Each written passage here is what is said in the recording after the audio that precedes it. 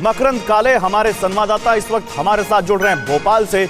मकरंद, जैसा कि मैंने कहा कि जब हम महामारी के इस दौर में गुजर रहे हों तो 3000 डॉक्टरों का सामूहिक इस्तीफा बहुत बड़ी चिंता का कारण है। कल आप मुख्यमंत्री से बात भी कर रहे थे, इस मुद्दे पर बात हुई और क्या इस विवाद को सुलझते हुए देखते हैं आप?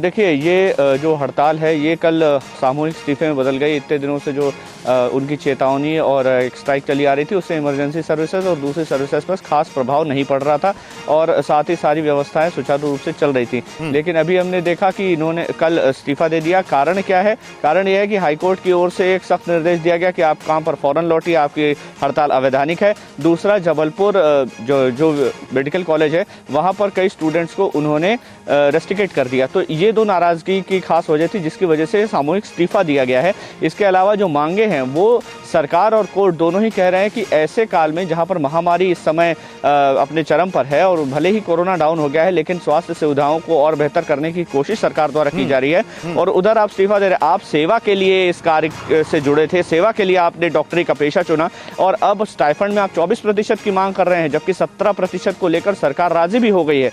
इसके स्टाइफंड के अलावा आप अपनी जो सुविधाएं हैं, सरकारी सुविधाएं, उनमें बढ़ोतरी चाहते हैं, आप अपने परिजनों को मुफ्त इलाज चाहते हैं। तो इस तरह की कुछ मांगे हैं जिनमें से कई मांगों पर सरकार राजी भी हो चुकी है, लेकिन अब हड़ताल करके या काम बंद करके सरकार पर एक तरह से दबाव बनाने की कोशिश है और इस दबाव से निपटने के लिए जो सख्त कदम भी उठाने पड़े तो सरकार उठाने के लिए तैयार है। फिलहाल वार्ता चल रही है और जूनियर डॉक्टर से कह रहे हैं कि हमें मुख्यमंत्री स्तर से या उच्च स्तर से लिखित में आश्वासन चाहिए तब हम हड़ताल खत्म करेंगे। तो एक तरह के दबाव की राजनीति वहां पर चल रही है। आप कैसे? प्रेशर पॉलिटिक्स हो रही है कहीं ना कहीं। बहुत शुक्रिया आपका इन तमाम जानकारियों के लिए मकरंद।